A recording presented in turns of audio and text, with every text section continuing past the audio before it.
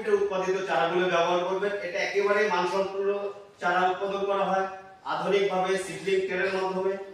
এই চারাটা যখন আপনারা ব্যবহার করবেন, আপনি আপনার প্রজেক্টে যেমন লাভবান হবেন, আপনি বলতে পারেন যে আপনি কিভাবে লাভবান হবেন। একটা চারা আমরা 2 টাকা বা 8 টাকা 10 টাকা, একটা পেঁপে চারা 30 টাকা আমরা কিনি, কিন্তু এই বীজের যেমন মান, এই চারার যে ফলনটা হয় এটারও কিন্তু আপনাদের যাদের দেখেন বা করেন এটা কিন্তু ধারণা আপনাদের আছে। একটা মরিচের চারা দিয়ে বলি, এখন আমরা মরিচ লাগাবো, একটা চারা কিন্তু দুইটা ছিঁড়ে যাবে, প্রতিটা শিকড়ে কিন্তু ছিঁড়ে যায়, ছেড়ে না? তখন ওই চারাটা যখন আপনার মূল জমিতে আপনি রোপণ করবেন, আপনার ম্যাক্সিমাম 12 থেকে 15 দিন কিন্তু টাইম লাগে ওই শিকড় থেকে গজানোর পর্যন্ত ডালপালা নিতে। কিন্তু আপনি যখন একটা নার্সারি থেকে, যেখানে মানসম্পন্ন চারা উৎপাদন হয়, সেখান থেকে যখন আপনি এই চারাটা কিনবেন, ওই চারাটা যখন আপনি মাটিতে রোপণ করবেন, তখন কিন্তু আপনার 12 দিন লাগতো আপনার মাটির চারা ডালপালা গজানো বা জীবিত হইতে।